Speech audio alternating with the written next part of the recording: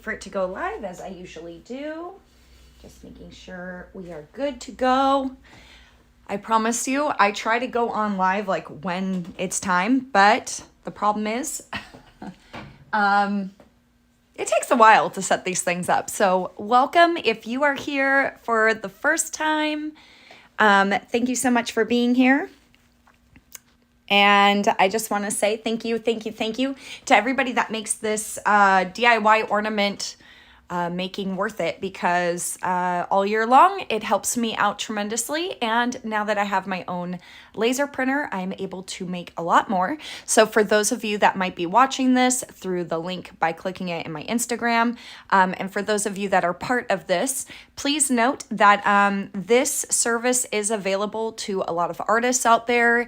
I am affordable because I know what it's like to have to get somebody else to make your stuff. It can be very costly. So if this is something that you really like and you want to use our services here at Critterosity Ink and Paint Studios, we are happy to do so, but you do have to know how to set up your own files. So I did want to mention that. And number two, I am opening up some more brooch spots tomorrow on my forms. If you don't know about how to get a little brooch made, which can also be an ornament if you guys just use that brooch form and let me know that you want it a little bit bigger and you want to paint it yourself, or you want me to paint it, but you want it to be a little bit larger, like about 4 inches, and no backer. I can also make ornaments instead of brooches, just to let you guys know, because ornaments sound like they're just for Christmas.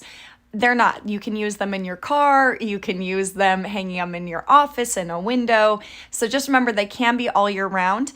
I never cater these to holidays in particular, usually a season, or, I always say like winter if I'm going to do something, or my gingerbread characters are gingerbread cookies. I mean, you don't have to celebrate Christmas to eat gingerbread cookies. So I always let people know that that is usually what I do.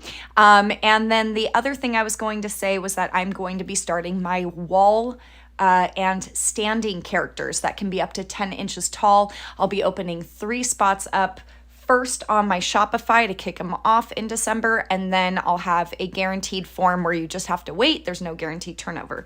So again, if you enjoy these kind of things and you enjoy making stuff and you know how to set up files, I'm happy to kind of guide, but I did have a Critterosity Ink and Paint workshop just last week, I believe, where I was finishing out my whole series.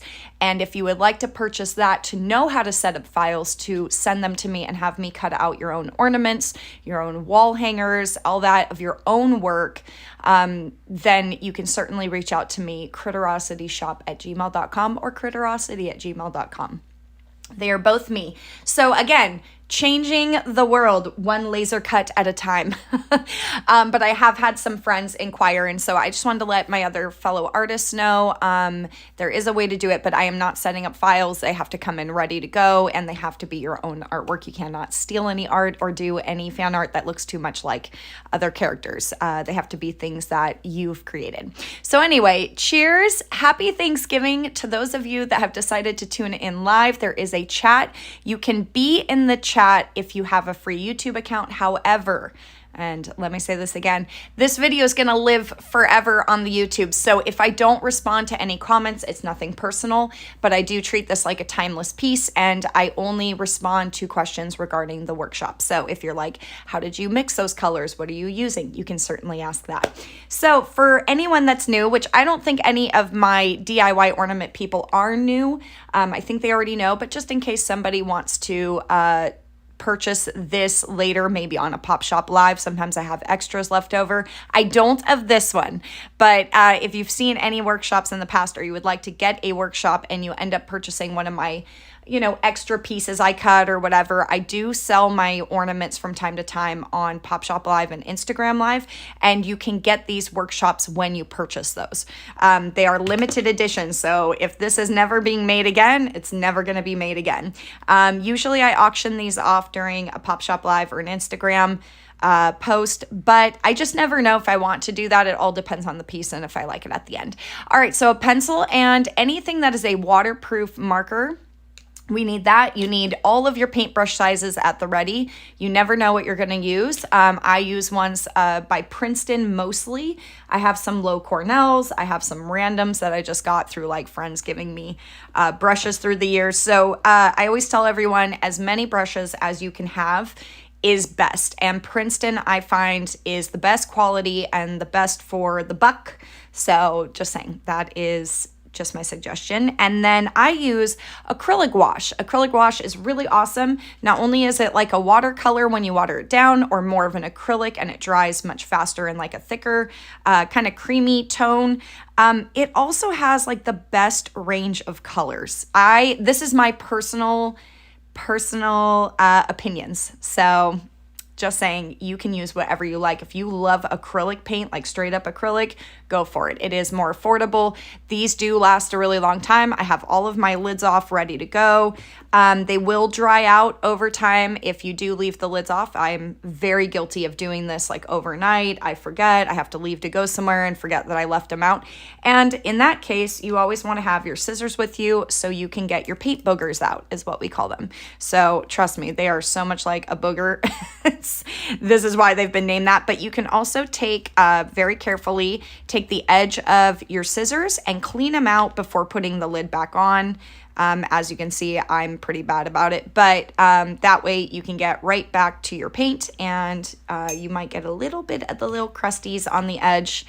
Again, we're talking about paint here, but it's easy to work around, and acrylic wash can be found where I buy it is Art Supply Warehouse. You can even visit them online, and it's acrylic wash or acrylic wash. It's whatever you want. I go with the word acrylic, like acrylic, and it's by Holben. I absolutely love this brand. I've been using it for years. I am never sponsored by Art Hero.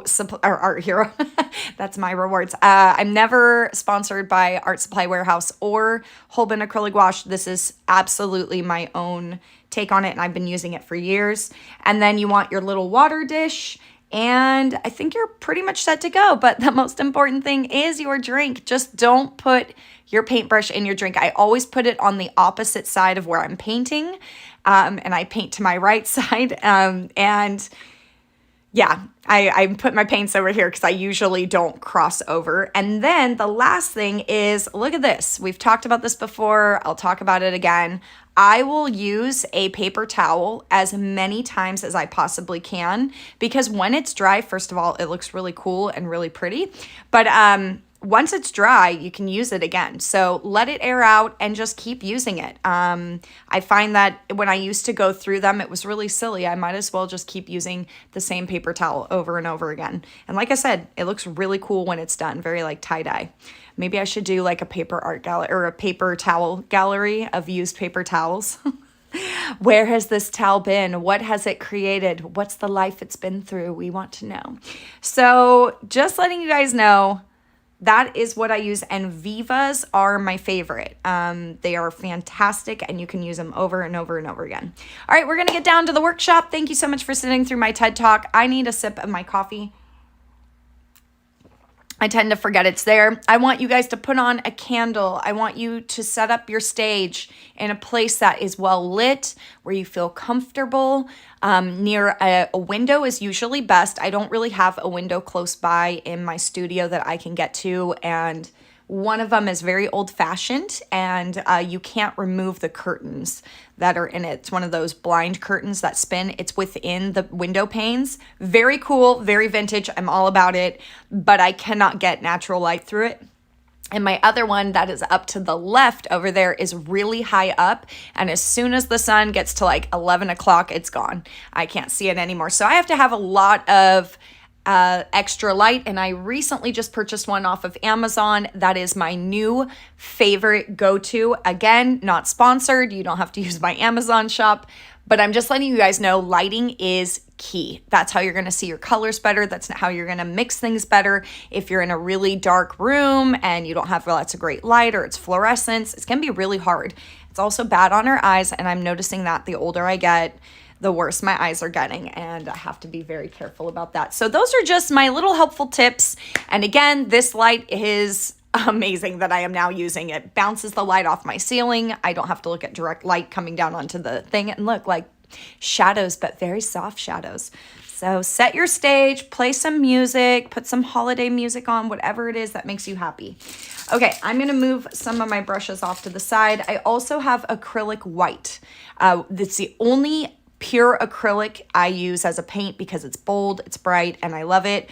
Acrylic wash white, there's titanium white, and I'm just not, it just doesn't work for me. I just don't like it. So that's my own opinion. I'm gonna grab my my first piece, which is my pumpkin. Now, during the Halloween times, I made it a little jack-o'-lantern. This time it's more for Thanksgiving. I wanted to make it generic. So if you want to paint this more like a Halloween little setting ornament, go for it. But I'm just going to do a simple pumpkin design. I move quickly. You can pause and rewind at any time. This is why I talk fast. So you guys can even fast forward through my TED Talk. But using a pencil lightly is best because even if you go back over it or use water, it doesn't really move. When you press down, that is when you're gonna start to see a lot of the color is gonna start to move on your piece, and it's gonna create a lot of like grays in there. Now for the raccoon, that's fantastic. We want to create gray today, but just letting you guys know, drawing softly and just marking, kind of sketching is good. We are rounding out our lines. Let me zoom in a little bit. I'm rounding out my lines, and then you can keep going. You can add just a couple lines, but I'm creating that shape around the edge. It doesn't matter if you want the pumpkin to go this way or this way, it doesn't matter. I decide to have it a little bit bigger so it fits the rest of his body. I'm picturing his body to the side, and it also doesn't matter which way the tail goes, but I'm putting the tail to the right, hiding behind it. And this little piece right here is to kind of create the illusion that he's coming out of the pumpkin, and the pumpkin's kind of blocking.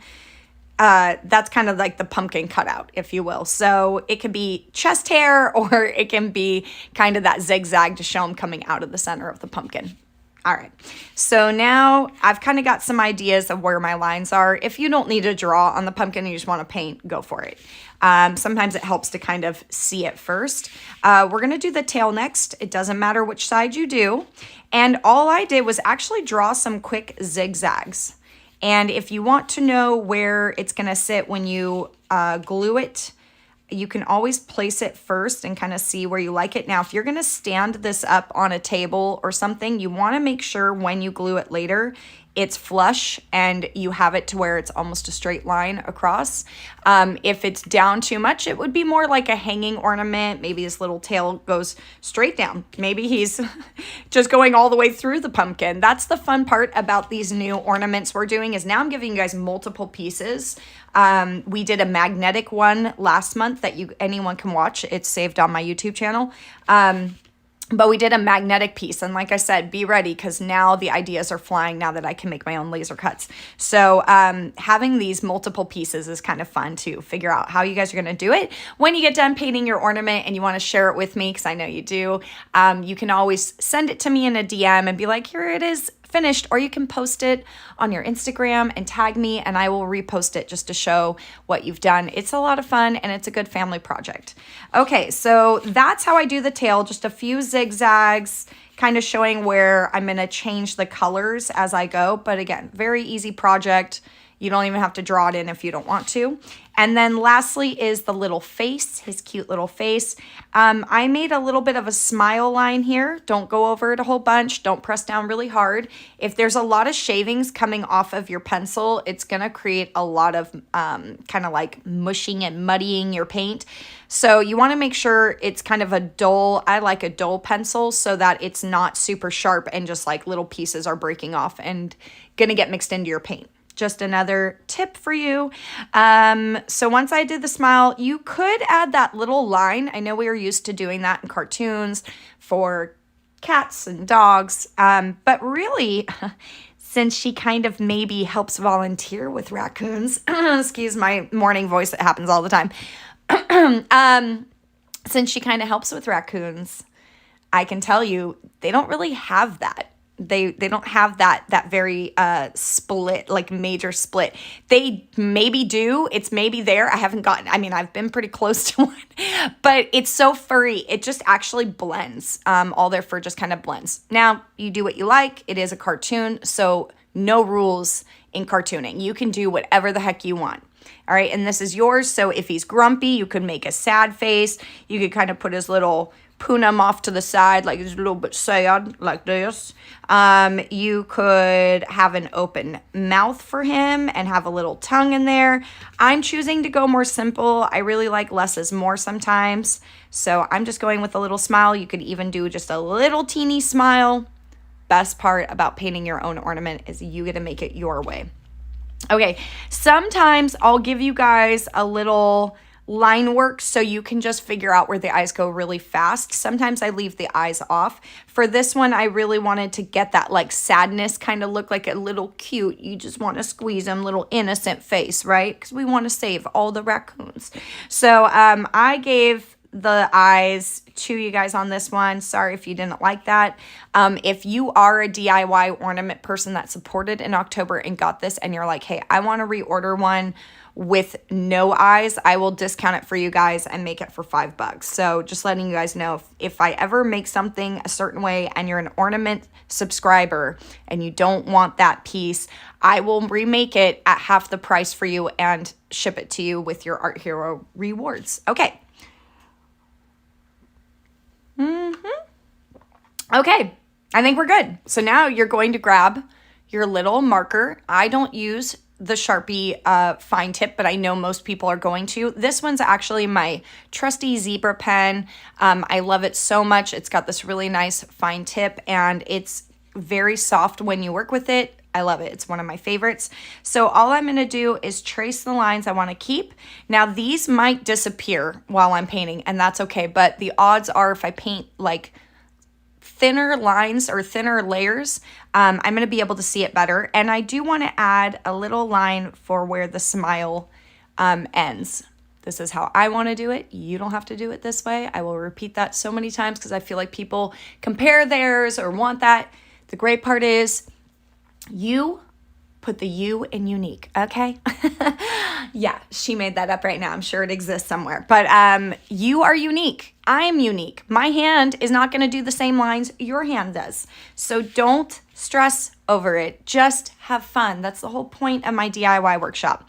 If you think Critterosity represents stress, you're in the wrong place and the wrong mindset because I'm all about just paint. Have a good time. You don't go to Color Me Mine and spend a ton of money and then sit there and paint in anger. Maybe you do, especially because you paid a lot of money for it. But the whole point is to go and relax and have a good time. You know what I'm saying? It's not worth it. This is just for funsies. You can also, if you really don't like it, you can flip the whole character over, start from the beginning and make your own thing. Who cares, right? And the other thing is that, you know, you can always repaint over it when it's dry. So one of the biggest things I want to remind you guys is as it's drying, move to something else. The more you move around, the faster things dry, the quicker you can get back to something you messed up on. But don't sit there and harp over one little spot over and over because it's just going to get worse, okay? Just don't pick at it. Just enjoy the process, and we're going to start with our pumpkin because I feel like he's one of the biggest pieces, and we're going to have to add many layers to kind of create this, and it's our most colorful one. So I love having just a piece of dry paper, like computer paper. This is a cardstock paper. And the reason why is it sucks up my paint or my water really, really quick. And you can also tap off on your paper towel. But with acrylic wash, I like more of the dry brushing than I do adding a ton of water to it. So there's a little bit of water here I can kind of grab just to get the paint to move around. I am using a crimson, which is like a burgundy. If you guys don't like the colors I'm using, you want to use your own colors, or you don't own them, it's fine. Find something similar. And there go the Thanksgiving bells. We hope everybody's okay and safe on this Thanksgiving. It's just, you hear it all day. Okay, so I'm going to start with a really dark red, and I'm going to add that to my lines. And look how much I'm not caring about being really specific. This is, a lot of this is going to get covered. I'm just using the darkest tone first to go on those lines. Look, I have a little bit extra there. I'm just gonna slap it down on the pumpkin. And if you're like, a pumpkin is orange, well, there's different gradients. You can't just color something one solid color. You can, but it's not going to have that realistic look. So we're starting there. So we've used a dark red, kind of a burgundy to start with our shadows. Okay, and you can kind of dust it around. This, I'm using a Princeton Deerfoot brush. Okay, Deerfoot. I love you. Okay, I'm thankful for you. I don't know. So a Deerfoot, don't worry, it's not made from deer. You're fine. Oh, did you see that? I guarantee you, you guys are going to watch me put a paintbrush in my coffee and be like, oh my gosh, she did it. It's okay. It does happen pretty often. It's probably why my personality is the way it is. That's all I'm saying. Okay, I'm going to move to my next biggest piece that's going to require a lot of drying. Is going to be my Raccoon. And look at this. Another Deerfoot brush, but it's another one and it's bigger. So this is why you want all different tools. This is why buying like 2 different sizes of the same brush is great. And does it look like I throw away my brushes? No, I will use them till the bitter end, to where these, I can't even get the water to get the bristles to be soft. So I've had this one for probably 4 years. Yeah, and the more frayed it is and messed up, the better it does. I love that, and I'm not worried about it. Let me get rid of the things I don't need to use anymore, because I don't need you anymore. Okay. We're going to dip into our water. Again, tap off a little bit of this water excess. I'm going to use, now if you don't have it, it's okay. I'm going to start off with misty green, not gray. If you have gray, go for it. Can do a light gray, and I'm going to take the smallest drop of black. I'm talking small. I'm talking little. What do the penguins say? And the penguins of Madagascar? Give it a kiss. Give it a little smooch like it's your sister. All right, so that means very gentle. Okay, very little bits. So we're gonna dust that onto there, and that's just gonna add a very soft shade. Now we're gonna get a little darker. Just a little smooch, okay? Because black is going to take over any of the colors that you've got down, and you wanna make sure you don't overdo it. It's easier to add more black to the grays and keep the colors coming. But if you go really crazy, it's gonna be really hard to see all your line work. So that's why I said just little bits at a time. You can always add more. You can try the pouncing if you need a little pounce. His ears are going to be a black later. And don't worry, we will soften the black a little bit. And since he's furry, I'm trying not to do perfect line work, okay? I'm trying to just kind of add different gradients to him so that he can we can still see our line work, and he can still be seen a little bit. We're not going straight to black. We're going to add the black slowly to it. And I have to tell you, what we think from cartoons is a raccoon color is not necessarily how they are. I want to look at Miko. Where's my Miko? Miko's pretty close to the typical colors. I feel like everybody puts white on the little snout, like where the mouth is and the chest. I'm not saying they don't have that. Because all raccoons are unique, okay? You even have albino animals that have like pure white fur and pink eyes, right? But I feel like all the raccoons that we have at the Wildlife Foster Program, they have mostly just gray all around their mouth. I mean, I sit there and I stare at them. I study them. So I'm going to still add white because mine is cartoony. And what did I say? There really are no rules. But the white tends to soften where the mouth is, and then you can see it when it's all gray. It's a little harder to see that little space, even though we're going to paint it black. So just letting you guys know, there are a couple options. You can stick with a pure gray, or you can add a little bit of white towards the mouth. So I'm going a little darker in between the eyes. I'm kind of speckling it on here. The arms are going to be a little bit darker because I'm not too worried about those. I don't want to go jet black. I'm just kind of softly adding in different gradients. Now, what did I say? When something's kind of good, you're happy with where you're stopping, let it sit and dry. Don't keep messing with it, okay? Let it dry. We're going to go to the tail. And for me, the fastest way to do this is start with my darkest color. Okay, and my darkest color is going to be a dark charcoal gray. So I've gotten a little bit of water on that same brush. I'm working it into what I've already done. If you're using computer paper, reminder, it will tear the paper. This one's a cardstock, so it's a little thicker. And I'm trying not to stay in one spot too much or go around and around. I can always drag it out. So I'm going to go with the darkest tone so I can add highlight, highlight, highlight as I go. But I'm going to go even a little bit darker because it is the tail. It's not the face. All right. And I'm going to add a little bit more to it. And I'm going to be a little bit kind of all over the place. This Deerfoot brush is adding a natural kind of fur tone to it. So just letting you guys know, there is a perk to having all those little old brushes with little frays in them. When it first starts, it'll be more together, but by the time you've messed around with this brush, painting it and being really clumsy with it, it will start to fray out and you'll see that they're all different lines, and that's really what we want. Okay, that's the darkest I think I want to go. Mixing my like gray, that was misty green. Not gray. This is misty green, and I use black in that to kind of make a gray. So what do? We move it off, and look who we're rotating in. Always keep things rotating. It also gets your eyes fresh so that when something comes back that you haven't been staring at, you're seeing it in a whole new light. If you're using acrylic wash, these paints, when they get lighter and lighter and lighter in color, like this dried pretty close, except for it got a little bit lighter. Acrylic wash usually dries a shade lighter than what you put it down. And then if you keep going thinking, oh, when it's damp, it's going to be a darker shade, right? It's got that water in it. It's really, really deep in color. And then as it dries, it softens and it lightens. Well, you're going to kick yourself for not being patient because you're going to be like, oh my gosh, that totally is a different shade than what I put down. So that's why I said keep things moving. All right, now we're going to go to like a mop brush. This one is a Lunar Mop. Again, Princeton is the brand that I use for most of my brushes. I kind of, like, it hasn't been used for a couple days, so I just kind of press down on my hand and kind of spread out the bristles. You can dip it in water, but I want this to be really dry.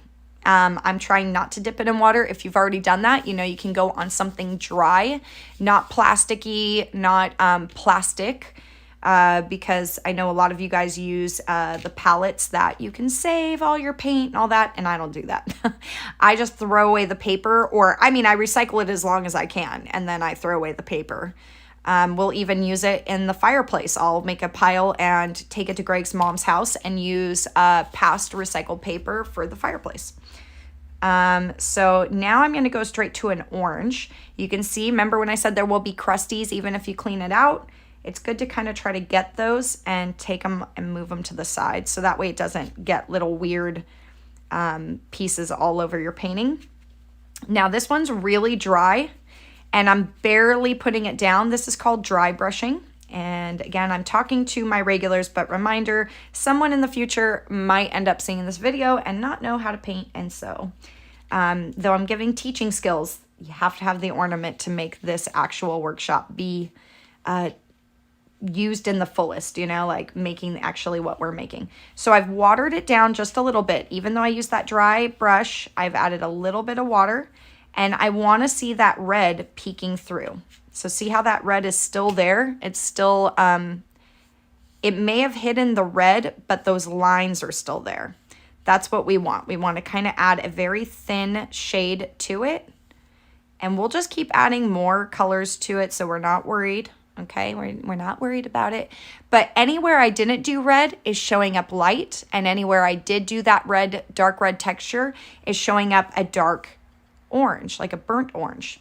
So there's ways to kind of create that. Like if you were done there, I'm sure people will be like, wow, impressive. But I know you, and you're like me, and we want to keep it going. So we know there's more to give. Also, if your next color is going to be like a yellow, don't be afraid to mix those together and then add yellow later separately. So that's what we're going to be doing. But right now, what are we going to do? We're going to move it forward. That's right. We're going to jump it around. And if you did a good job, if you added a ton of water, it's going to feel really damp and it will show up on your thumb as paint, still active paint, very light. But if you don't use a ton of water, these dry really quick. This is just like a paper. The more you add water though, it's gonna do what the paper does. It'll kind of wrinkle the top layer, it'll shrivel, it will add a wave, and it will even create little tiny pieces of paper because this is a pressed board. Okay, so now I'm going to use the next brush in my kit. If you don't have the next brush, you only have one of these Deerfoot brushes or something like it, and you've already washed it off. Whenever you guys wash your brushes, I know we tend to put the brush all the way in, and then the water goes up to here, and then we start to paint, and the water runs down. I'm still guilty of this. It happened 3 times yesterday. I have to be really aware of what I'm doing. The water's running down, so even though it seems like it's working, by the time you're painting, this is running down, and then all your water is going to go. So when you do anything with your water, I try to just dip the end of the brush in, just the bristles. Okay, you can even press it off on the edge, get any excess, and then that's when I usually use my paper or a paper towel to kind of get the water off, okay? And now we're gonna do that same mixture again, but now we're gonna add a little bit more black. So I'm using my Misty Green. If you wanna use a gray, you can. If you don't have any gray, you can mix white and black. I know most of you guys know this. You've learned this probably in elementary school or grade school. But sometimes you have to remind people you can make that color. It's just that I like to use a soft grayish type tone to add the black to instead of just doing white and black. So I'm adding a little bit more. This is dry brushing. It barely has any water on it. Even though the ears are going to be black, I still want to spread this color around. And the lighter and the thinner the layer, not gobs and gobs of paint. The less paint you have, believe me, paint goes a long way. You don't need a ton of it. The thinner it is, I can still see all of my line work. I can see the eyes. So I'm just adding this next darker shade around the edge. Remember what I said? I'm going to make the mouth kind of a white tone. Okay, and the drier the brush, it's going to start to pick up that dampness from your last round if it was still really damp. So you want to have kind of the dry brush to spread out all that extra water excess that may be on the paper. If you start to notice it starting to pill is what it's called, like it starts to pill and the paper starts to come up a little bit, take a break, let it dry, put it in the sun. If you have sun, put it under a hair dryer, let it dry. Because what's happening is too much moisture is on it, which means you need to tone it down, All right, we're going to use that same color and we're going to move to our tail. And this is where I'm going to start to separate my little bands for these. And by the way, a dear friend of mine, not a Deerfoot brush, sorry. Okay, let's take a sip because he was going to tell a story and we all know how this goes, okay? A dear friend of mine named Maudie Puppets sent me the cutest little Instagram post of an artist saying that a group of raccoons is called a gaze, G-A-Z-E. And so they were like, I wonder how that looks in literature. And they drew lines, like sentences from the story, and it's like he gazed upon her or whatever, and there's like all these raccoons stuck to her and stuff. So if you guys have any interest, you can DM myself or Maudie Puppets and be like, Eva sent me, where is this post? And she will send it to you. I will send it to you. It's the cutest thing. And because we're painting raccoons, I think Maudie knew exactly what she was doing. She was like, this will be a story Eva can tell. And so, yeah. Okay, now it's very, very, very simple and light. You probably don't even notice it, but I did add a little bit of the bands in there, okay? So we've got some little boop, boop, and I'm using the Deerfoot brush. Boop, boop, boop, boop, boop, boop, boop. Nothing too crazy. Simple changes as we go. Now, what do? We rotate back in our pumpkin, and it's feeling really dry, so that's good. All right, now what I want to use is I'm going to show you guys the difference between these, okay? I'm going to use this first, which is a split brush. It is a filbert grainer. We always call, and I say this every time, I know. It's like, Mom, we heard that story before. To my regulars that have been here forever, we used to call it a filbert split brush, and that was for face painting, so we could create fur on face painting and people that we were, you know, trying to turn into like a little cat or something when we were doing our paintings. So I'm going to show you the difference between this and a Deerfoot mop brush, or a Deerfoot brush, not a Deerfoot mop brush. I'm going to mix, like I told you guys, before I switch just to yellow, let's think about merging a couple colors. So now I'm going to take yellow and orange. Okay, these are very, very, very little changes, not much, okay? It's a dry brush. There's really no paint on it. I want to get off most of the paint so it doesn't come out all chunky. And watch this. I'm going to barely press down and add a bit of a highlight following those lines that I have. And I flip the brush as I go. Okay, the other side, I'm going to do the other brush, but this is adding really nice natural textures because there's not a ton of water. If there was water, it would just make it all smushy. Okay, and our pumpkin should have some texture. All right, I'm going to come back to this because this is my choice right here. Now, I'm not saying that the Deerfoot brush can't do the same job. It just looks slightly different. Okay, this one is more full. So when you press, it's going to look a little bit thicker. I probably need more paint.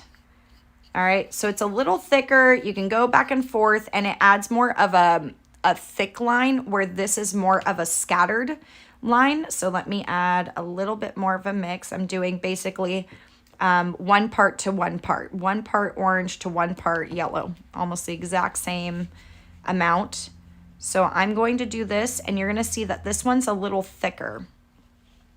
Still a great texture, but everybody can choose what they like, and you can also switch back and forth and use the mop brush, or I'm sorry, I'm calling it a mop brush, the Deerfoot brush. You can use it lower as it's starting to fade, and the other one you can use more for your bright tones. Okay, we don't want to go too much, but there you go. You've got a little bit of texture, and I'm going to go back to this one. I'm going to add the teeniest bit of water to the end of this just to activate my paint. Paint, activate. Okay, just because it's starting to dry. Dry paper, like a computer paper, will suck up the paint really fast. So now I'm just going to get this more in those curves, because if you go too much, you're going to start to hide a lot of that first prep work you did. See how this is starting to reactivate that nice line that we had over here. We had that one there. It's not. So I'm going to fix it a little bit, and I'm going to go a little backwards here. All right. Just a little backwards. I'm going to add a little bit more of that red to really make that pop. And then I'll cover over it again. So everyone's painting is going to be unique. Some of the things I have to redo may not be anything you want to touch up. It's fine. That is totally fine. We all paint differently, and we're all going to have different things that we need to work on. So that, I'm going to tone that down. But that was all with the Filbert Grainer by Princeton Art Supply Warehouse. I'm going to keep shouting them out. Maybe one day. One day they'll be like, we see what you're doing. You're sending people to us, right? That's what we all want. We want our businesses to thrive. So anyway, cheers, Art Supply Warehouse. Thank you. I just realized I have a gift card from last Christmas somebody gave me, and I still have like $20 on it. So I need to get more Posca markers because I'm obsessed with Posca markers right now. Okay. Now we're going to come back to our raccoon. Let me tilt the screen just a little bit because I feel like I keep pulling things toward me. Okay, and I'm going to go to my next clean brush, which is what? Another Deerfoot brush. I find Deerfoot and the Filbert Grainers and the mop brushes are definitely my favorites when I'm painting these guys, and then a line brush to do all of my lines. All right, so now I'm going to grab black right out of the tube. I know, is she crazy? What? Very little. Dry brush, no water on it. And I'm very, very, very gently, like I'm talking super soft. Think of a feather, just brushing this on.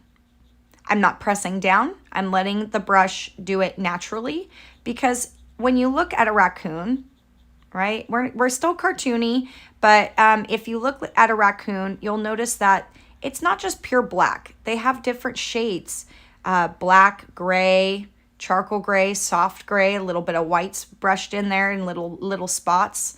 So I'm just following the shape of the face around the eyes just to give it kind of a charcoal gray, because this isn't black yet. Black is like when you really press down and make it a solid. This is me just dusting a little bit of a dark charcoal gray. Mostly black, but charcoal gray. Okay, still.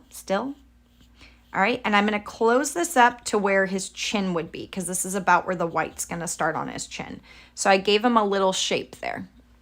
If I'm going too fast, this is your reminder that you can pause, rewind, and also it helps to watch the whole video. And then once you've absorbed the powers that be, you'll come back and be like, I already know what her next step is. I saw this before. And the other thing you can do is take photos of the process as you go for yourself, like photos of how you drew things. Maybe you hid the smile and you can't find it. Take photos, beginning, middle, end, and then that way you'll know where things are. Or maybe you liked a certain shade halfway through that you covered up and you're like, man, I wish I didn't do that. And when people ask me, do you like traditional painting or digital more? One, I love traditional painting. I love hands-on, but what I have realized with digital is I can go back. I can hit the back button and have something saved that I did before, or I can try a new layer and see which one I like more. With painting, once you've done it, if there's no going back, like you'd have to repaint it and you may never get that texture back that you love. So I'm definitely a 50-50 girl. I like both. I like the digital and I like the traditional painting. So leave in the comments what you prefer. If you've done both, let me know. Let me know your thoughts below in the comments. Okay. Now I'm going to get a little bit of my misty green. I'm going to see if there's any of that black left over. Okay, there's a little bit. I just kind of worked it in there. And now this is going to be a little lighter because it's more of the misty green. And I'm just brushing this over what I just did. If it's really damp, you probably used a lot of water. I'm telling you, less water on these projects, the better. But the drier the brush, it's easier to add a little bit of water to it, but not a lot. Okay, just a little bit of water. Get as much as you can on your paper towel or your paper. All right, so this is a nice little like haze of like kind of a smoky look. And I like that. I'm for this because we're gonna add those cute little bandit little masks around his eyes. He's just so cute. Those little thieves, we love them so much. They're the only thieves where you're like, you can steal my heart and it's okay with me. Let's take a sip, shall we? So good. Coffee at home is delicious. I love when I don't have to go anywhere or buy anything. I can just make it at home. Finally, we have a coffee machine that's working. Greg broke my coffee machine last week. And I was like, no. And here we are. We're back. He said, early Christmas present. I was like, on the present that you broke? I don't think so. I think that cancels out. I think that's just you replacing what you broke. Now where's my present? No, I'm just kidding. Okay, so we're going to move this one on and bring the tail back. I tell you what. All right, now I'm going to clean off my filbert grainer. And I'm looking for my paper towel, which I've been putting behind me. Why? I don't know, just so it's not sitting on the table. All right, and I'm just going to get some of that off of there. If you don't have these brushes, don't panic. One, this is proof that, you know, having some different brushes is a lot of fun and you never know what's going to elevate your painting. But two, just find what works for you. Whatever's in your kit, just try to follow what I'm saying with colors or how much water to add. So I did a teeny bit of water. I'm using my misty green. Okay, I'm gonna use the smallest touch of black. Like I'm just dipping the end of this brush in.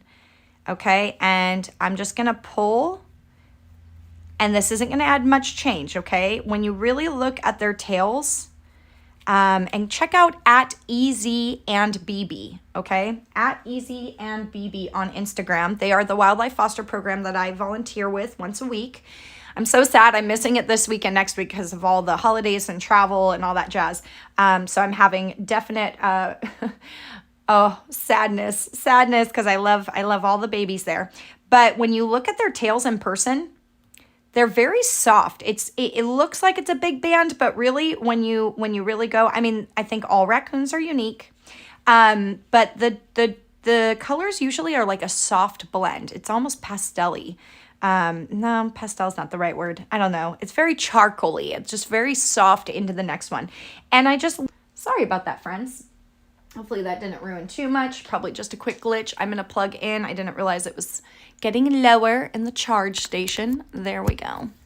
All right. Let me move my cord. But yeah, his little bullseye on his little bottom for Miko is so cute. So yeah, when they turn, it's straight on a bullseye. And it just makes me so happy that they brought attention to that in that movie. And Pocahontas in that movie. I didn't even realize I picked my Pocahontas mug that my friend gave me.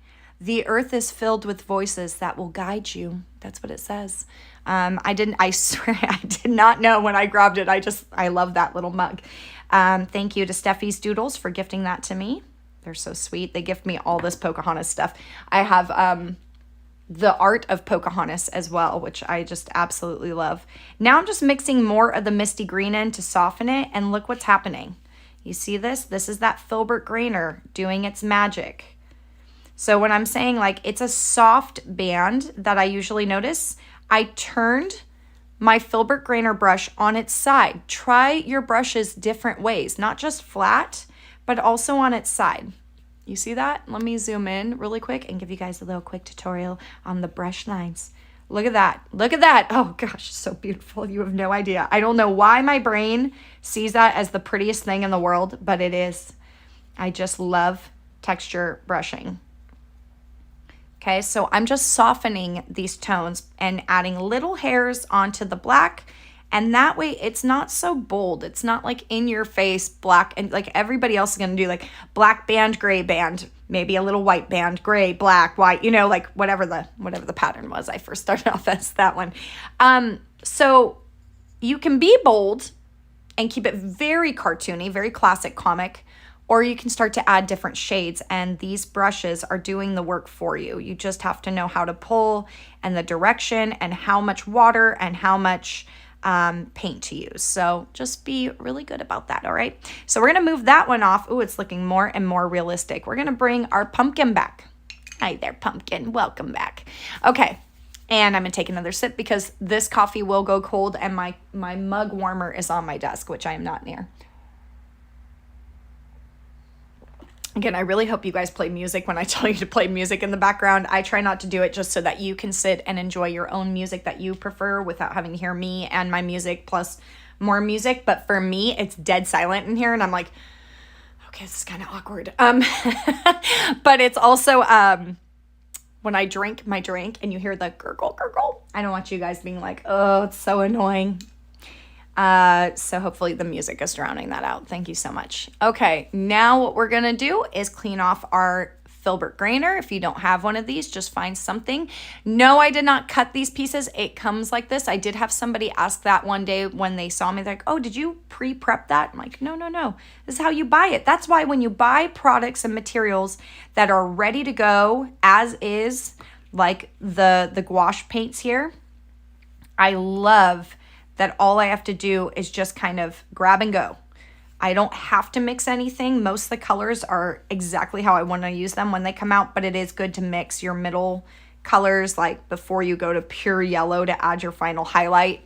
I can, just grab orange and just use orange, and I can just grab yellow, or I can mix them together. This color right here, raw sienna, such an amazing color. This is what I use for my ginger buns. I love it. And then there's also burnt sienna, which is out of my kit and I do need to buy, but burnt sienna has like a reddish tone to this. So it's a little more red, and oh, those two together just work so beautifully, but at least they are ready to go. I know a lot of kits have raw sienna and burnt sienna. Those are like part of the kit, but ice green, whenever I use my teals, like that is something that when they make that color, I'm like, I don't even know how they make it. I don't care. Fluorescent, like reds, luminous red, is like magic in a bottle. I don't know how they do it. All right, now we're just going to use yellow. This is where I said don't mix anymore. Right at the end, we're going to take our filbert grainer.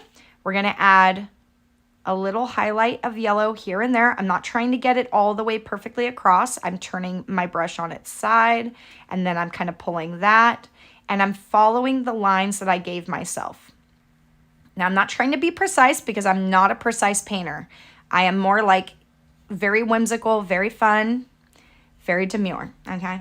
And I want it to feel fun when people look at it. I don't want it to feel very like, okay, oh, that's not, nope, I touch it. No, like that's why I try to paint this way so you guys can see there is a way to not overthink art. You just kind of brush it on, and the brain and the people looking at it know, you know, I know what that is. I know that that is a pumpkin. I am aware of what pumpkins look like, and I don't need you to draw every single line and every single edge. Now, if that's the way your style is, go for it. If you like to make black line work, go for it. These are just things that I think about when I paint, and why I like to do what I do. Okay, so now that red is starting to dry as just a burnt orange, and it's creating that natural shadow. So if you go back to the beginning and you fast forward to here, you're gonna be like, whoa, that's crazy. That just that layering of a soft color over the top can change what it is. So what it is.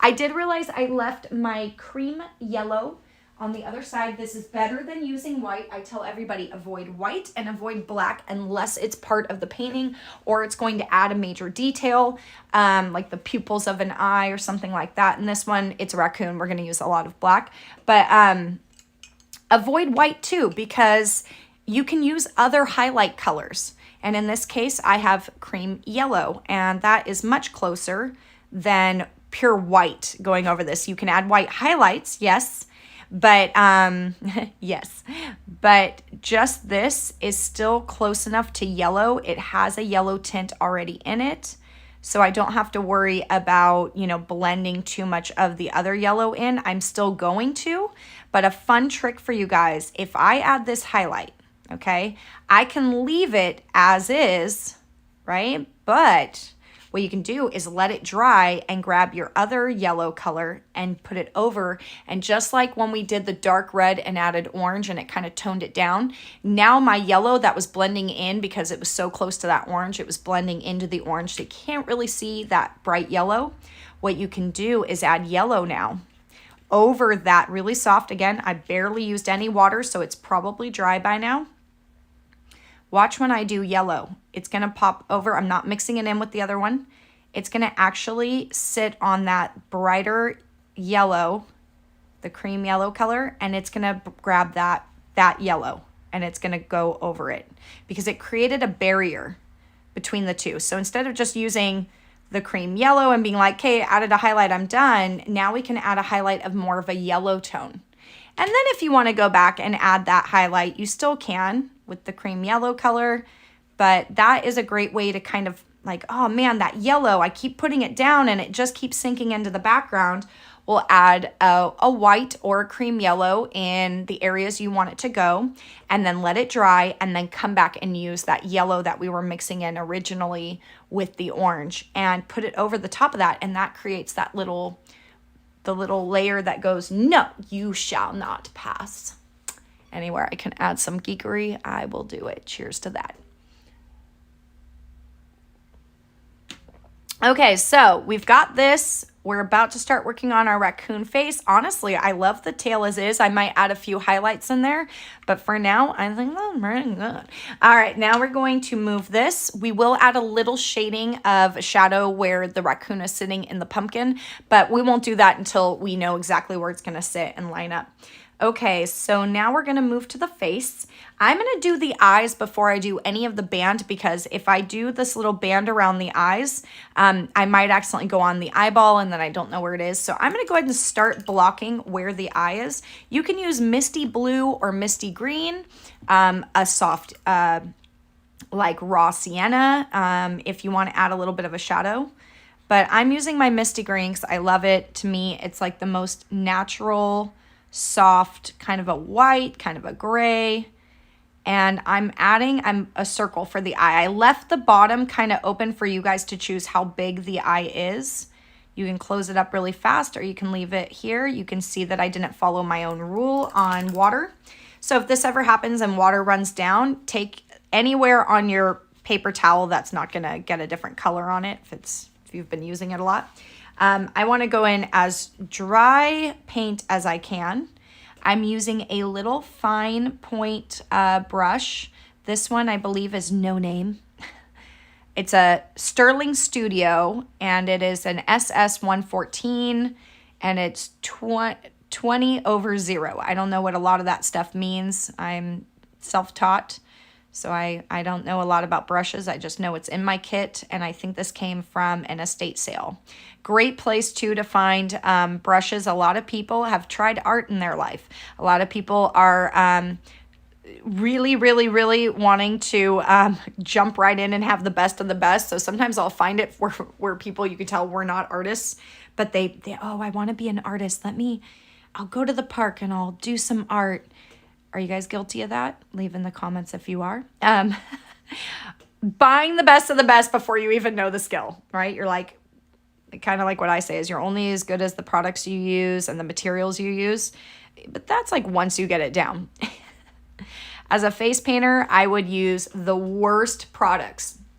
But let me tell you, when I could afford the better products, I was like, I am so glad I learned with the worst, because now this is like butter. And that's when acrylic wash changed my life, because I always used acrylic paint. I was like, it always dries so fast. It doesn't blend very well. I can't do this. I can't do that. And then I got acrylic wash and I was like, oh, are you kidding me? This was a thing that I was missing out on for how long? So yeah, so thank you to all those friends that always told me about acrylic wash. All right, so I just did misty green. We'll eventually add highlights in there and some more lowlights, but for now, we're gonna go with that. I'm gonna keep that same brush, any kind of rounded brush, small.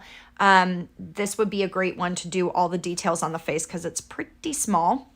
I'm gonna use misty green as the mouth as well, just to start. I'm not going with pure white.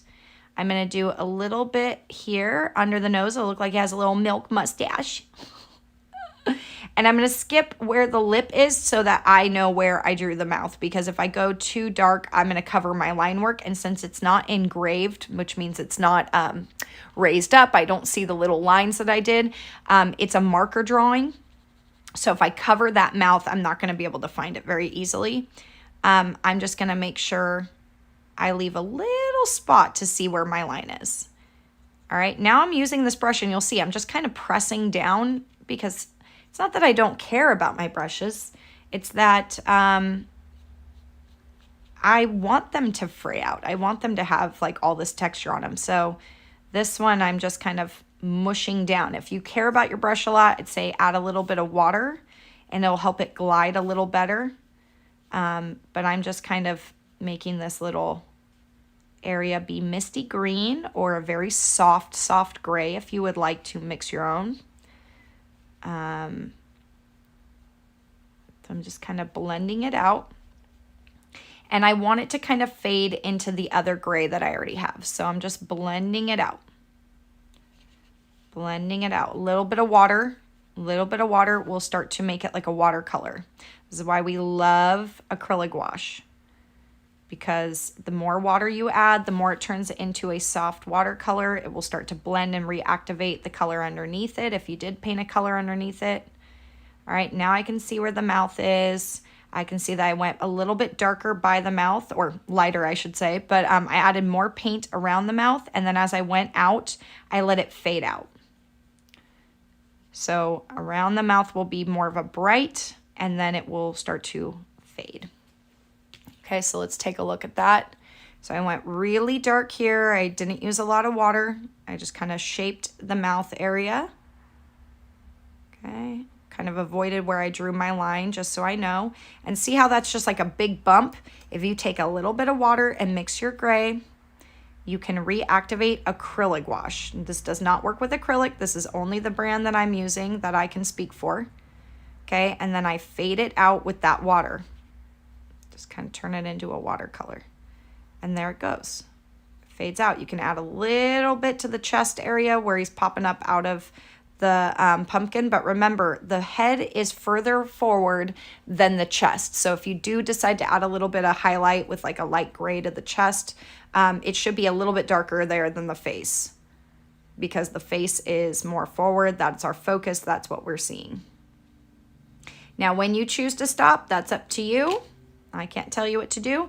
And I'm noticing like maybe I can just add a couple little dry paint drags to try to get some of that water soaked up, because I did add a little bit of water to it to water it down. Very little water. I always say less is more, and you can always add more than take it away. Once it's down, it's hard to take it away. It's better just to keep adding things. So start little and work your way up. Okay, start with the little things, work your way up. Okay, so now I can see where the eyes are. So now I can start my little band. So using the point of my brush, I'm going to start at the finest point there and pull inward. Okay, and pressing down is going to create a thicker line. And I'm just going to go carefully around his eyes. Very carefully. Okay, I can add a little bit of water, right? And we can mush this around. There's no point in adding a ton of black. We want it to be a softer black, like a charcoal gray. But dark enough, kind of like his ears. His ears are going to be one of the blackest tones on him, and his pupils. We want to have those really kind of start to stand out separate from the black that we're using around the eyes. The eyes are going to be kind of soft, so water down your black just a little. Barely put any water on the end of your brush. I cannot say that enough. I will be in the middle of teaching a workshop and I'm like, barely any water, and people are like, whoomp, right into it. I'm like, okay, it's going to look different. I just want you to know. If you want it to look similar to mine, listening to instruction is good, but I also want you to be unique and make it the way you want. So see how we just kept softening the black, so now it's that nice, beautiful dark charcoal. Love it. I can see a little spot that I missed. I couldn't really tell because it's a little far away. I have you guys under the camera, so it's a little bit harder for me to see. I'm going to go ahead and close up the eye. I'm going to be really careful as I do it, but I wanted to kind of make it more closed than wide open. If you guys want to add blush to the character, you can, but for this one, I'm not going to add blush. If I did add blush, I usually use coral red and go very softly, because if you do a ton of coral red, it's just really bold and really red. So now I'm going to follow that same instruction. Don't be afraid to rotate the character.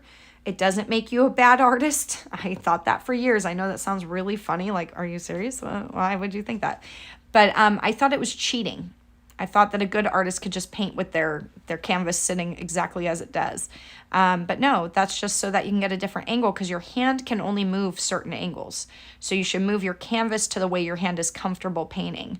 Otherwise, you're going to be doing this and you're going to be like really awkward with your wrist. It's better to pull towards you or away from you like this than to try to fit it, you know, into a smaller space that doesn't feel right. You want to be comfortable when you paint. If you're uncomfortable, try changing the layout of the canvas. Try rotating it. Even a square canvas can be rotated. All right, now I'm going to be very careful. I've watered it down a bit so I have a little more flow in the brush. And I'm going to go around this eye. Oh, my meownager is here. She's trying to get in. Hi, Astrid. She wants to see you guys. She wants to and she doesn't, all at the same time. Okay, so see how I made that light? Now watch when I add my ears. Oh, I forgot, my nose is going to be jet black. So black, pupils are black, ears are black. And you're going to start to see the difference in the tones of black. So barely touch down my brush. I'm going to go ahead and make sure there's no water went into the video and cut it. I'm so sorry about that. So this one, sometimes I'll do this to my hand and just make sure the water comes off. It will dry your hand out, so that's why it's good to have your little paper towel right next to you. But I just want my water to just be enough that the bristles start to, you know, have a little bit of water. I'm going to trace the nose. See how dark that is? So now it's going to bring a lot of attention to the nose. I'm going to do the pupil, and the way I'm doing this is not pressing down. I am barely touching the point of the brush down. I'm talking like a feather, just a feather, because if you press down, it will split the bristles out. If you want to be more precise, barely touch it down. It was something I had to learn later, like, why does it not work? How come every time I go? Well, I was rushing. And I didn't realize if you just go slow and you barely touch the brush down, it will go exactly where you want it to go. But as soon as you press, it's going to mush. So you want to keep it as high up as possible. This is also why I usually keep my pinky down, or my wrist is elevating right now to where I can teeter-totter on my wrist. Sometimes I have to get in a weird position and I need a little bit of the pinky out. Pinky out. You know, we've always put that with T, but I think we need a shirt that's like pinky out and it's a painter. Okay, and if you're starting to go at a weird angle and your brush is like not going in a spot, what do? We rotate our canvas. Now I can actually get that spot the way I'm supposed to. All right, now it may not line up perfectly, so here's what you can do. I gave you guys an idea of where the eye shine should possibly go, but you can also fill it in if it doesn't look like it matches, and then when you paint the white highlight, you can go anywhere. That's why I try to make my engraving for you guys a little lighter, a skinnier line, so that you can make those changes you want. So see, I'm going outside the lines I gave. And I'm trying to match my eyeballs a little bit better. And see how it's making this one boxy? The more free I go with it and I don't try to stay within the lines, that's fine, but I'm probably gonna have to rotate my canvas, round it out. And it's good to get the opposite side that you paint on, and then that way you can move over and kind of try to match. Now I'll use my misty green to even make it better than that, because I can tell I'm like getting a little too excited about moving the color out. So now I'm gonna use black, and I'm only gonna do black for half of the ear. I'm gonna let the charcoal stay where it is, and I'm only doing the top half. So I kind of add a little line. And then here, I'm gonna add a little line. Okay, if I need more paint, I'm just squeezing a little bit of paint out and loading it on my brush. No water on this one, just as thick as I can get it. And I'm adding almost like a little curve, so it looks like it's in the ear. Okay, so this is why we did that charcoal gray at the beginning. We want the two-tone happening so it looks like the inside of the ear is dark, but it has a little bit of a charcoal gray in there. Okay, so now right here, I'm gonna add a little bit more black for the eyebrow. Just for the eyebrow, just a little more of a dark black. It's okay if I dry brush, it's okay if it goes outside of the line. The line is just a guide.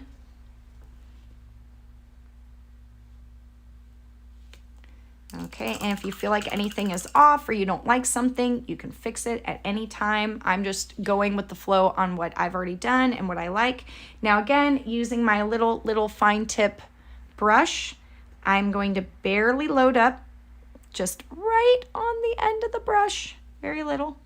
I'm gonna dab some of this off and roll my brush at the same time, so I get as fine a tip as I can, and I'm gonna very lightly draw the mouth in almost. Very soft, very, very soft, but I'm committing to the lines that I'm making. You'll see me shake. I do shake when I'm doing like major detail. It's the way I've always been. Just learn to work with it. And I'm gonna make a little bit of a bottom lip, little extra punum there. Okay. So now we've got the hands, same thing. I have a little bit of a pile here. I'm just grabbing just the littlest bit. I'm gonna make an arm, and I'm gonna do the same. I'm gonna make an arm, very lightly touching down. That's how I'm getting really fine lines. I'm barely touching, just enough to get on. Now I am doing a very cartoony hand. If you actually do your research on raccoons, they have several little fingers. This is how they can steal things and get into cabinets like humans and do all the stuff. I'm adding a little bit more black to the arms, just a little bit of a shade. Remember when I said I don't care about my brushes? I can kind of work in a little bit of a charcoal gray that's left over here to the arms and just add a little bit more texture to it. A little bit of water there. You can water it down. Okay, that one's a little too dark, so what do? We press and we lift. Just one press, one lift.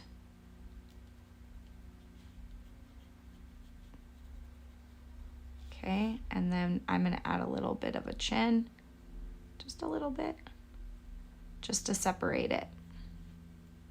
So it's just like a watered down black that's making it more of a charcoal gray. So there we go. But yeah, they have little fingers, okay, and they're usually all black, and they're so cute.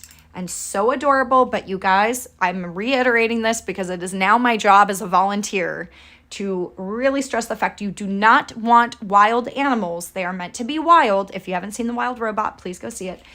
They're meant to be wild. Now that I have witnessed raccoons, helped move raccoons with my bare hands, and witnessed the work that the Wildlife Foster Program does, you do not want a raccoon. I am telling you, just because they seem cute and cuddly does not mean that they are, okay? Again, this is my job speaking on behalf of the wildlife. Wild is wild, domestic is domestic, all right? Cats, even cats can be a little scary. I've had my moments with my own cats where I'm like, maybe you are meant to be wild. But just a reminder, they are cute. We paint them cute. We watch them in movies. They're cute. I'm going to use that misty gray to add a little bump over the nose. Okay, just added a little bump. But just a reminder, they are happiest and they are meant to thrive in the wild. That is where they're supposed to be. So don't let Instagram and TikTok people glorify them. There are the people now saying, I know I make it look amazing, but here are the true moments of owning a raccoon. And like they are just tearing apart their house. They are getting into things they're not supposed to. They are hiding things. Ferrets do this too. Ferrets will hide your keys. Greg actually had a roommate that had ferrets. And when I tell you the poop factor, I bet you didn't think I was going to talk about that, but these are animals. They are disgusting. They do not use litter boxes. Yes, you can probably train an animal to do that, but I'm telling you, it's gross. It is very gross. So, like I said, my job to remind you, wildlife stays in the wild. If you want to own a raccoon, you now do. This little workshop raccoon. Okay, I'm just trying to thin out my little lines here. I can start to see where like I'm going over. I couldn't tell because my lines are so thin from the engraving.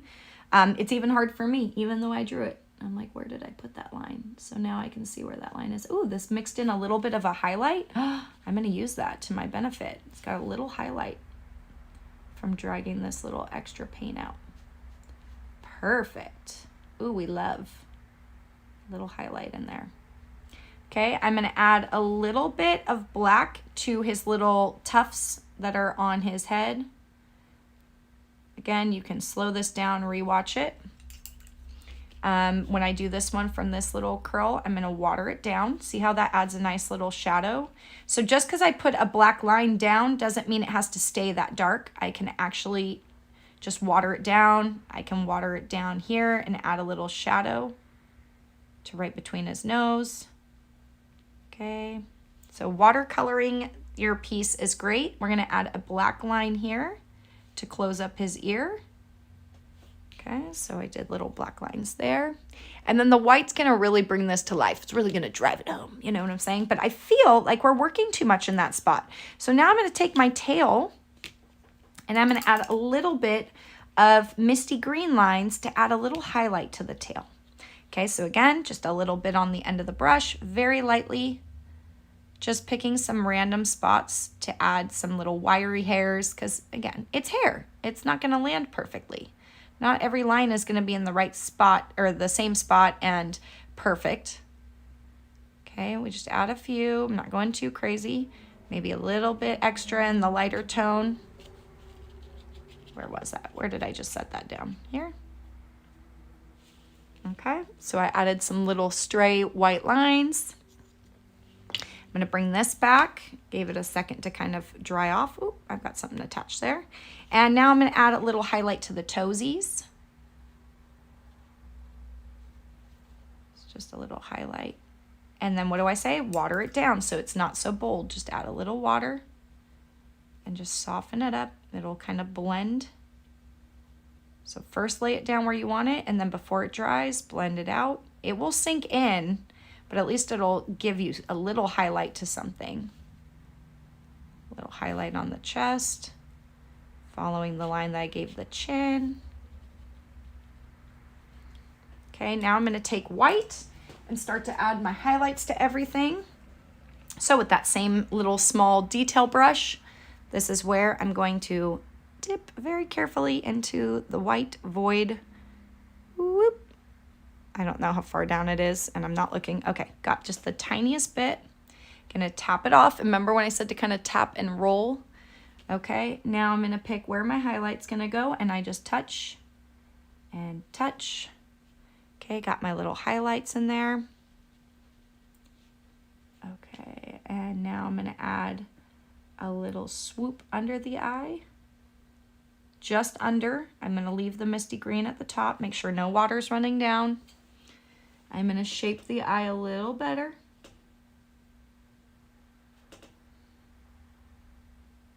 Barely touching down. Let the paint just kind of, just barely get on it. Okay, that's a lot of white. Hold on. You can always wipe your brush off and then dip back in the paint. Don't feel like because it's on your brush you have to use it that way. I'm gonna add a little dot and a little line. Barely touching down. If you're getting big globby lines, it's because you're pressing too hard. Okay, now we're gonna do those little stray lines. I'm kind of figuring out about where I want to go.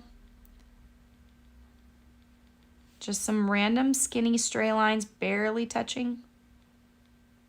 I'm working out from the mouth.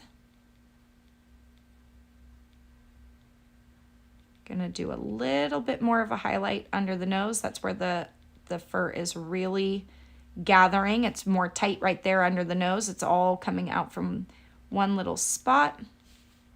Barely. I'm talking, I don't even have any water on my brush. This is just dry acrylic white paint to add those highlights.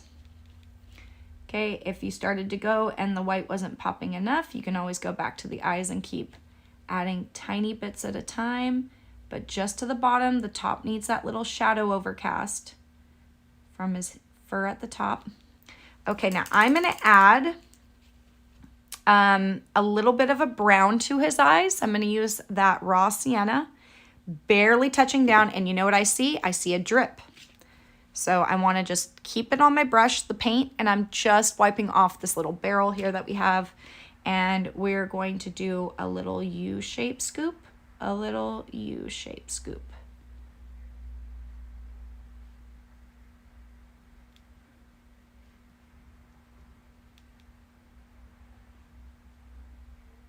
And then filling that in a little bit.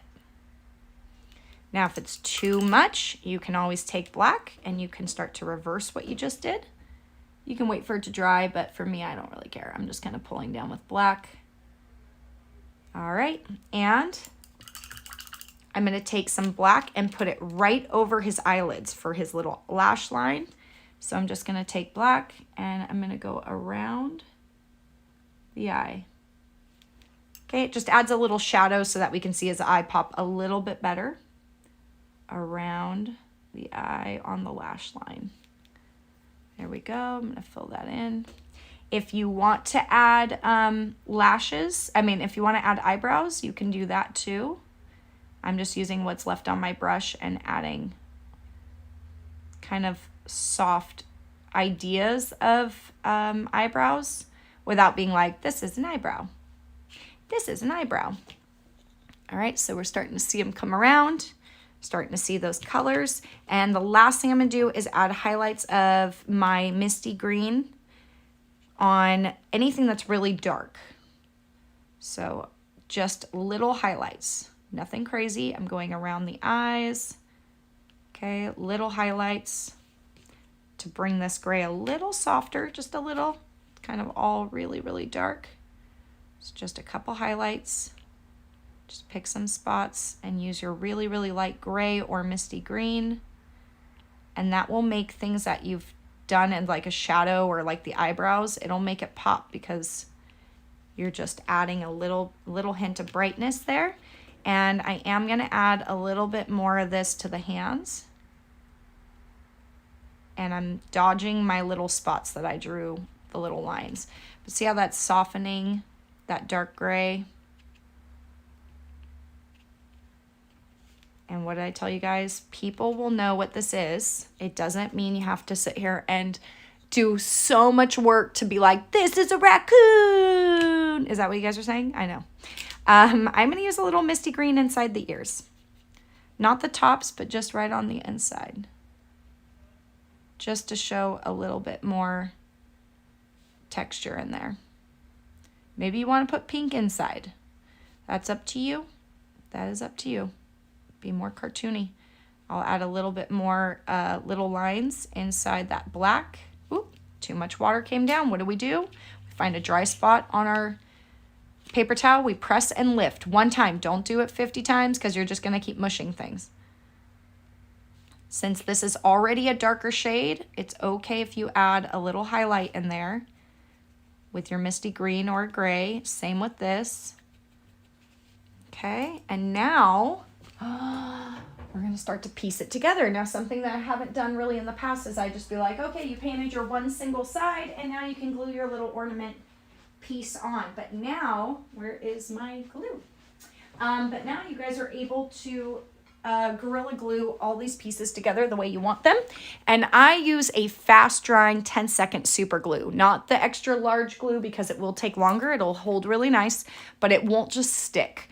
And with my projects, I need it to stick. Now, before we super glue this, we want to add a little shadow to our little raccoon. Okay, so wherever he's popping out, now what you're going to do is take a little bit of that burgundy red, a little bit of orange. Remember when I call it marrying. I don't know if that's even really the term, but that's what I've always called it, is I'm marrying the two colors. I'm mixing a little bit of my orange and a little bit of my burnt red, or my crimson red, and then I'm holding it where I want it, and I watered it down.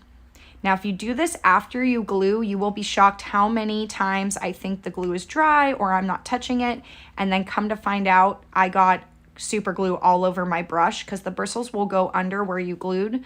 So what I did was I added a little shadow there so I know where to lay him down. I'll be able to see the shape. Watch when I lift it. I can see where his little arms go. We want a little shadow for him. If you want to add more shadows, you can, but watering it down is what's gonna really make it a softer look. So I'm gonna mix those and marry them again. But yeah, super glue it after you've done it. So this is a lot. Now we're just gonna water down, and I'm gonna add a couple extra little lines coming from the bottom, just for some more texture, for some more burnt orange coming out from the bottom. I'm not trying to be precise. Okay, I usually put the glue on the character or the piece that I'm gluing to it as opposed to guessing. So that way I don't miss all these negative spaces. Okay, and I'm remembering it's just the lower half. I'm not covering the whole thing, just where I think I'm gonna attach. If a kid is doing this, please make sure parentals or anyone 18 and over is doing this part because yeah, the fumes of the super glue can be a lot. I realized I moved him over. Oh, I pulled too hard. I had him moved over a little too much. Okay, and I hold it for about 10 seconds because it says it's about a 10-second grab. So 1, 2, 3, 4, 5, 6, 7, 8, 9, 10. It should hold well enough. You can pick it up. Maybe later when it's dry, you can touch up any of those little spots. Okay, I'm gonna flip this over and I'm gonna do the tail. And I'm gonna put the tail in a place that you can either hang it as an ornament or you can prop it up on your table. I know I said I usually do the cutouts and I totally went opposite on that one. I'm gonna find out whereabouts I want it. So what I'm gonna do is press it on, and then I'm gonna set it on my table. Oh, I put him right in paint. That's okay, that's why it's paint, it's great. We can redo it. So I'm gonna hold this and make sure he's level so that when I press him, he's sitting up, but he can also hang. And that way I know that he's level to the table. If you don't do this and like have it dry where it's almost like standing straight exactly how you want it, he's gonna be uneven when he's sitting. So that's why I wanted to make sure just for 10 seconds. 1, 2, 3, 4, 5, 6, 7, 8, 9, 10. And don't do what Eva did. Don't lay this right in your paint. I did that. I didn't realize I still had some white down here that is activated. Now you can go clean up your edges if you want. Part of me loves that charm. So if you ever get a brooch from me, I usually send a little note, which by the way, if you want to write this down, I will tell you, it is a fabulous vintage stamp that my aunt, that I inherited when my aunt passed. and it's one of my all-time favorite stamps. I've mentioned this many times before, but if you'd like to take this because you're giving gifts out that are hand-painted, let me read it to you. This is an individually crafted work of art. Any smudges, splotches, other irregularities are intentional and do not diminish the quality of this piece in any way. Okay, if you freeze that and you use those words and you write that, it helps people understand it is handmade. There is a charm to still seeing the paint lines and not cleaning up. It's not because I don't care about my art and I want it to be sloppy and messy. When you're looking at something straight on, you don't notice those lines anyway. If someone's wearing a brooch, maybe if you're standing on the side of them, you'll see a little bit. But that is what makes it not precise. It's not perfect. They can tell that somebody made it by hand and put their love into it. You know what I'm saying? So that is why I sometimes, depending on how big of an issue I have on the edges, I may clean it up. But for the most part, I just leave the edges as is. But you can always take paint and do a little paint touch up on the edge. But I personally love it, and I'm following me this round, so I'm going to have to go, and it's the perfect time. Don't worry, I'm not supposed to be at Thanksgiving until a bit later, which is why I chose to do this, because I think some of you guys maybe wanted to do a little something creative or watch something creative so that you can make something fun. How much you guys add or take away to this little character is up to you. I always like to go back and touch some things up. But other than that, I hope you guys have the most wonderful Thanksgiving. I have added in my description notes how you can purchase and help me out on a monthly basis, but also get something for yourself.